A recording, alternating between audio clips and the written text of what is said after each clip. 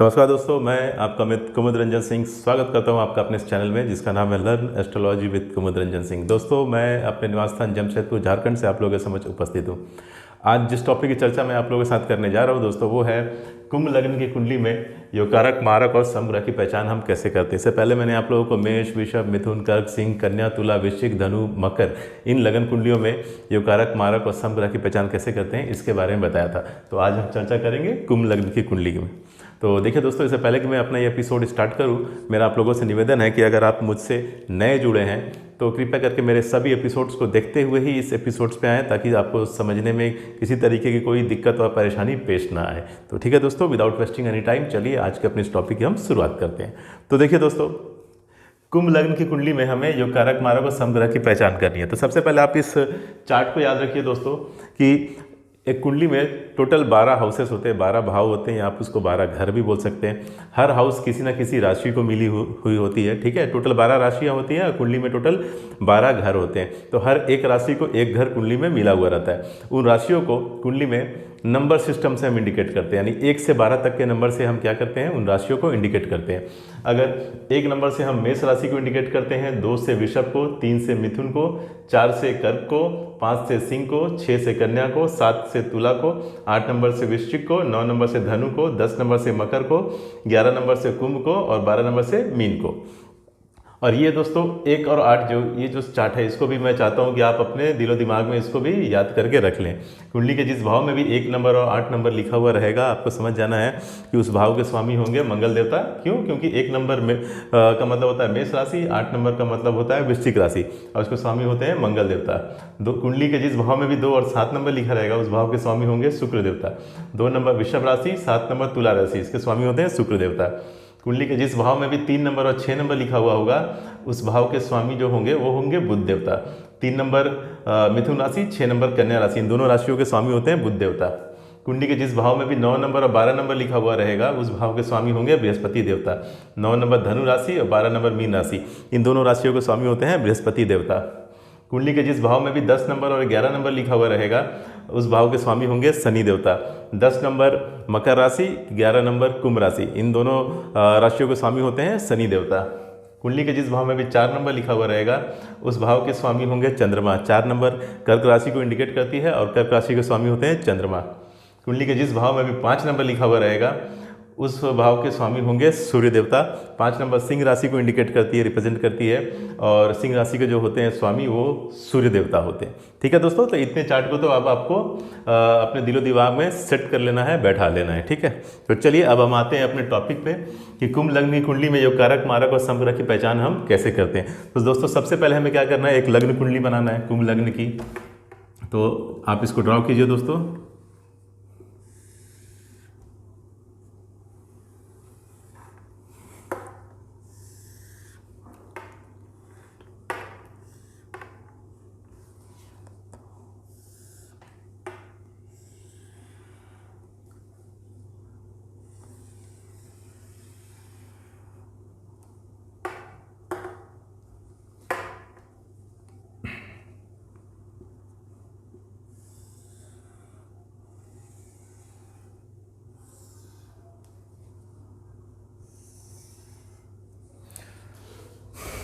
दोस्तों अगर मैं यहाँ फर्स्ट हाउस में, जिसको हम लगन भाव भी बोलते हैं, अगर 11 नंबर लिख दूँ तो ये क्या हो जाएगी, मेरी कुंभ लग्न की कुंडली हो जाएगी। 11 नंबर कुंभ राशि को इंडिकेट करती है।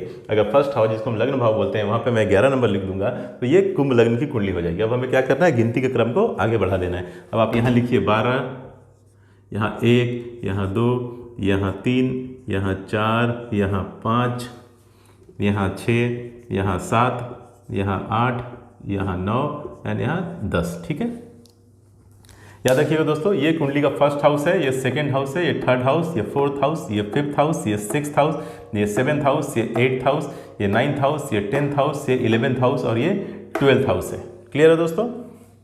अब हमें इसमें पहचानना है कि ऐसा कौन सा ग्रह है जो योगकारक है, कौन सा है जो मारक है और कौन सा ग्रह ऐसा है जो सम श्रेणी में आता है। तो आप यहाँ लिख लीजिए एक रो में योगकारक, जो भी योगकारक ग्रह आएंगे आप इसको योगकारक के श्रेणी में यहाँ पे लिख दीजिएगा।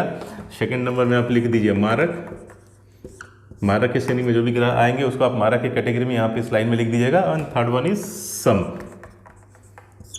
ठीक है। सम की श्रेणी में जो ग्रह आएगा आप उसको यहाँ पे लिख दीजिएगा, सम की कैटेगरी में लिख दीजिएगा। हम जानते हैं कि हमें टोटल 7 ग्रहों के बारे में ही यहाँ मालूम करना है कि वो योग कारक होंगे, मारक होंगे या सम होंगे। वो 7 ग्रह हैं सूर्य, चंद्रमा, मंगल, बुध, बृहस्पति, शुक्र और शनि। राहु और केतु के बारे में हमें यहाँ पता नहीं करना है, वो इसलिए क्योंकि राहु और केतु जो होते हैं वो छाया ग्रह होते हैं।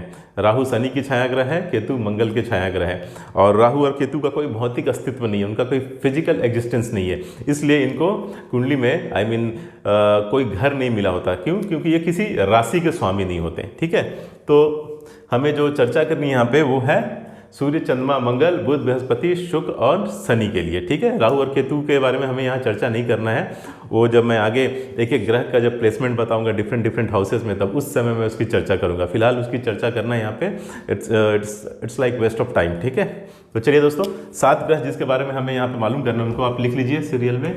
एक हो गया सूर्य, दूसरा चंद्रमा, तीसरा मंगल, चौथा बुध, पांचवा बृहस्पति, छठा आपका शुक्र, और 7वां शनि। ठीक है दोस्तों,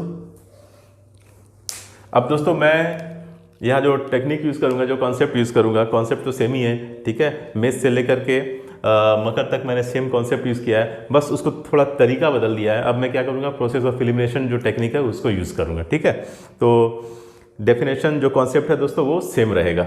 और एक बात मैं और मेंशन कर दे रहा हूँ कि इन लगन कुंडलियों में जो पूर्ण योग कारक ग्रह जो होगा, जितने भी लगन कुंडली का मैंने अभी तक जिक्र किया है, उसमें जो पूर्ण योग कारक ग्रह जो भी आया होगा उसको भी मैंने योग कारक की श्रेणी में ही लिखा होगा। क्यों?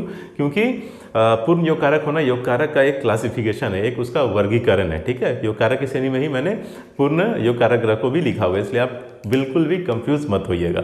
तो चलिए दोस्तों अब स्टार्ट करते हैं। तो देखिए दोस्तों, योग कारक ग्रह क्या होते हैं, कैसे पता करते हैं कुंडली में। तो देखिए, योग कारक ग्रह वैसे ग्रह होते हैं जिनको कुंडली में एक घर त्रिकोण में मिला हो और दूसरा घर कहीं पर भी मिला हो। आई रिपीट, योग कारक ग्रह कुंडली में वैसे ग्रह होते हैं जिनको एक घर त्रिकोण में और दूसरा घर कहीं पर भी मिला हो। तो देखिए, ये फर्स्ट हाउस, 5th हाउस और 9th हाउस। क्लियर है दोस्तों, ये फर्स्ट हाउस, 5th हाउस और 9th हाउस को हम कुंडली में त्रिकोण का भाव बोलते हैं। ठीक है, ये हमेशा योग कारक होते हैं। तो हमें सबसे पहले क्या करना है, योग कारक की श्रेणी में इन तीनों त्रिकोण जो हैं, ये तीनों त्रिकोण जो हैं, उनके भावों के जो स्वामी होंगे हमें सबसे पहले उनको क्या करना है, योग कारक की श्रेणी में रख देना है। ठीक है, तो देखिए ये हो गया आपका first house, 5th house and 9th house, यही 3 त्रिकोण भाव होते हैं। तो यहाँ फर्स्ट हाउस जो है वहाँ पे 11 नंबर लिखा हुआ है। 11 नंबर का मतलब होता है दोस्तों कुंभ राशि है। कुंभ राशि का मतलब होता है, कुंभ राशि के स्वामी होते हैं शनिदेव। ठीक है, तो शनिदेव को एक घर आपका मिल गया त्रिकोण में और दूसरा घर कहीं पे भी मिले, कोई फर्क नहीं पड़ता। उसका मतलब क्या करना है हमें, डायरेक्ट पहला जो योग कारक ग्रह जो हो गया कुंभ लग्न कुंडली में, वो हो गया शनिदेव। ठीक है, तो आप योग कारक की श्रेणी में पहला जो योग कारक ग्रह बन गए वो आप शनिदेव को यहाँ पे लिख लीजिए। ठीक है, ठीक है दोस्तों, तो शनिदेव के बारे में डिसीजन हो गया कि शनिदेव कुंभ लग्न की कुंडली में योग कारक की श्रेणी में आएंगे। अब आप यहाँ पे शनिदेव को क्या कर दीजिए, कैंसिल कर दीजिए, क्रॉस कर दीजिए। और आप जानते हैं कि कुंडली के जिस भाव में भी 10 नंबर और 11 नंबर लिखा हुआ होगा उस भाव के स्वामी होते हैं शनिदेव। तो उन दोनों भावों को भी, जहाँ पे 10 नंबर और 11 नंबर लिखा हुआ होगा, उसको भी आप कैंसिल कर दीजिए। तो देखिए दोस्तों, एक 11 नंबर यहाँ लिखा है, 10 नंबर यहाँ लिखा है, यानी अब हमको 10 नंबर देखना ही नहीं है। अगर यानी जहाँ पे 10 नंबर और 11 नंबर वाला जो भाव है उसे मुझे अब देखना है ही नहीं। क्लियर है। अब हम आते हैं दोस्तों कुंडली के दूसरे त्रिकोण पे। तो ये 5th हाउस है जिसको, और दूसरा त्रिकोण भी कहलाता है ये। ठीक है, दूसरा त्रिकोण, यहाँ पे 3 नंबर लिखा है। 3 नंबर का मतलब होता है दोस्तों मिथुन राशि, जिसके स्वामी होते हैं बुध देवता।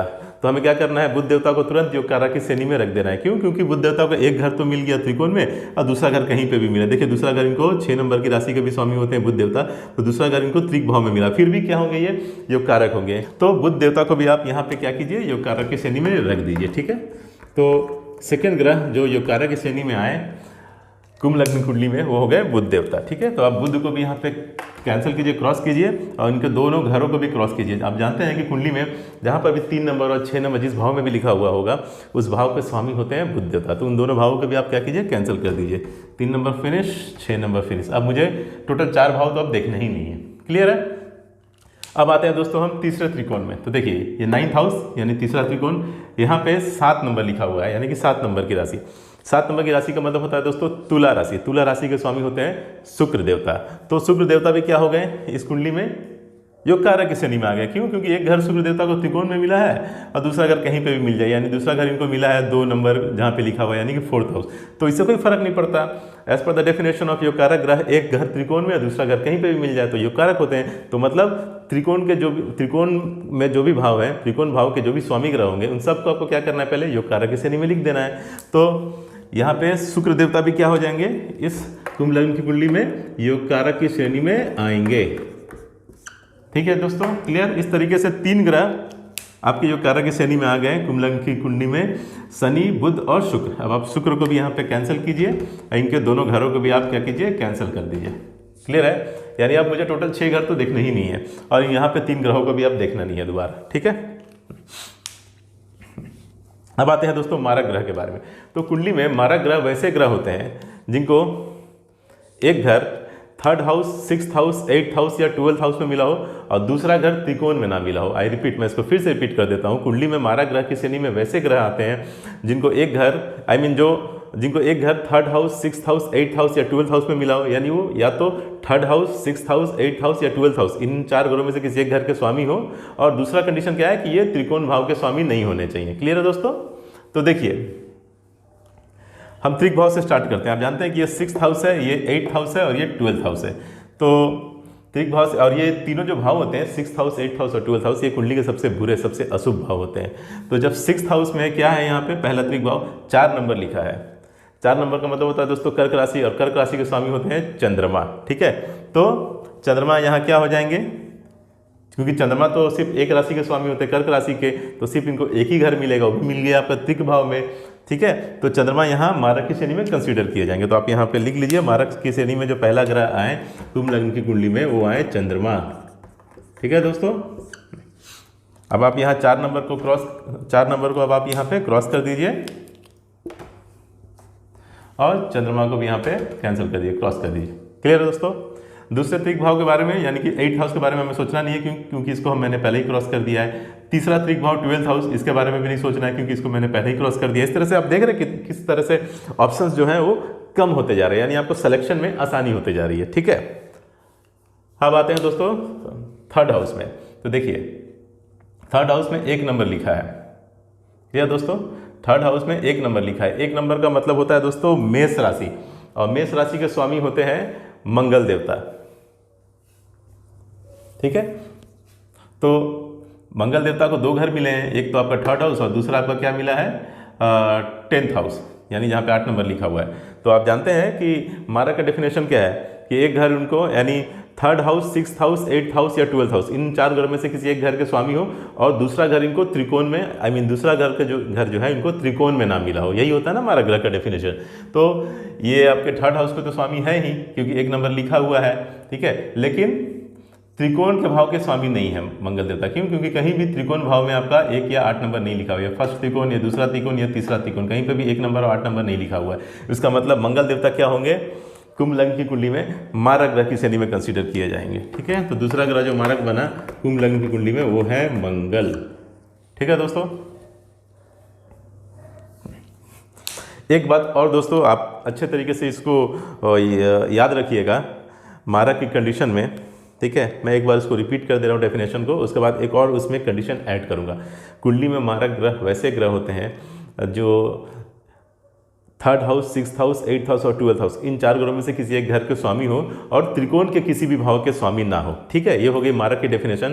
प्लस, ठीक है, प्लस एक राशि के स्वामी वाले ग्रह जैसे कि सूर्य और चंद्रमा। सूर्य सिर्फ एक राशि के स्वामी होते हैं सिंह राशि के, और चंद्रमा भी सिर्फ एक राशि के स्वामी होते हैं कर्क राशि के। तो इन दोनों ग्रहों के केस में एक कंडीशन और ऐड हो जाती है कि अगर ये 2nd हाउस यानी दूसरा भाव, 7th हाउस यानी कि 7वां भाव और 11th हाउस यानी कि 11वां भाव, ठीक है दोस्तों। सेकंड हाउस, 7th हाउस और 11th हाउस के अगर ये ग्रह स्वामी हुए तो ये मारक कंसीडर किए जाते हैं। क्यों? क्योंकि देखिए कुंडली में दूसरा भाव और 7वां भाव जो होता है मारक भाव कहलाता है, और 11वां भाव भी शुभ नहीं होता। ये भी भले ही ये लाभ का स्थान है, जो भी आप कर्म कर रहे हो उससे जो प्रॉफिट हो रहा है उसका स्थान है, लेकिन साथ में ये आपके छोटी मोटी बीमारियों का भी स्थान है। ठीक है, तो कुंडली में सेकंड हाउस, 7th हाउस और 11th हाउस के स्वामी अगर सूर्य देवता और चंद्रमा देवता हुए तो भी वो मारक कंसीडर किए जाते हैं। ठीक है, तो यहाँ पे आप देखिए 7th हाउस में 5 नंबर लिखा है। 5 नंबर का मतलब होता है दोस्तों सिंह राशि, और सिंह राशि के स्वामी होते हैं सूर्य देवता। तो सूर्य देवता यहाँ पे क्या कंसीडर किए जाएंगे? मारक। ठीक है, तो आप यहाँ पे लिख दीजिए तीसरा ग्रह जो मारक बने कुंभ लग्न की कुंडली में वो है सूर्य देवता। ठीक है, इस तरीके से कुंभ लग्न की कुंडली में 3 ग्रह मारक बने, चंद्रमा, मंगल और सूर्य। अब हमें लास्ट कैटेगरी के ग्रह को फाइंड आउट करना है जो कि सम की श्रेणी में आएंगे। तो देखिए सम ग्रह की श्रेणी में कुंडली में वैसे ग्रह आते हैं जो ना तो 3rd house, 6th house, 8th house और 12th हाउस के स्वामी हो, और ना ही त्रिकोण के किसी भाव के स्वामी हो। ठीक है, आई रिपीट, सम ग्रह की श्रेणी में कुंडली में वैसे ग्रह आते हैं जो ना तो 3rd house, 6th house, 8th house और 12th हाउस के स्वामी हो, और ना ही त्रिकोण के किसी भाव के स्वामी हो। तो हमें वैसा ग्रह खोजना है। ठीक है दोस्तों, हमें वैसा ग्रह खोजना है। इससे पहले दोस्तों मैंने सूर्य के बारे में डिसीजन ले लिया है, इसलिए आप सूर्य के घर को भी कैंसिल कर दीजिए और यहाँ पे भी आप सूर्य को कैंसिल कर दीजिए। ठीक है,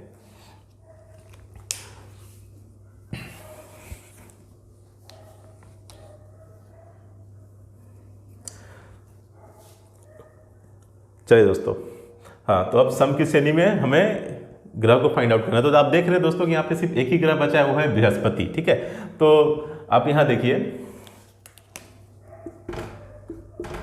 बृहस्पति देवता को यहाँ पे 2 घर मिले हैं। एक आपका मिला है 11th हाउस में, 11वें भाव में, जहाँ पे 9 नंबर की राशि लिखी है यानी कि धनु राशि, और दूसरा घर इनको मिला है 2nd हाउस में जहाँ की 12 नंबर की राशि अर्थात मीन राशि है। ठीक है, तो बृहस्पति देवता सम ग्रह बनने की कंडीशन को यहाँ सेटिस्फाई कर रहे हैं या नहीं कर रहे हैं? तो देखिए ध्यान से देखिए, सम ग्रह का कंडीशन क्या है कि 3rd house, 6th house, 8th house और 12th हाउस के स्वामी नहीं होने चाहिए, और त्रिकोण के किसी भाव के स्वामी नहीं होने चाहिए। तो 3rd house, 6th house, 8th house और 12th हाउस, इन 4 भावों में कहीं पे भी 9 नंबर और 12 नंबर नहीं लिखा है, और त्रिकोण के भाव यानी कि 1st हाउस, 5th हाउस और 9th हाउस, यहाँ पे भी कहीं पे भी 9 नंबर या 12 नंबर नहीं लिखा हुआ है। इसका मतलब क्या हो गया कि बृहस्पति देवता जो हुए इस लग्न कुंडली में यानी कि कुंभ लग्न की कुंडली में सम ग्रह की श्रेणी में कंसिडर किए जाएंगे। तो आप लिख दीजिए सम ग्रह की श्रेणी में जो ग्रह कंसिडर किए जाएंगे कुंभ लग्न की कुंडली में वो है बृहस्पति देवता। क्लियर है दोस्तों? इस तरीके से दोस्तों आप लोगों ने देख लिया कि कुंभ लग्न की कुंडली में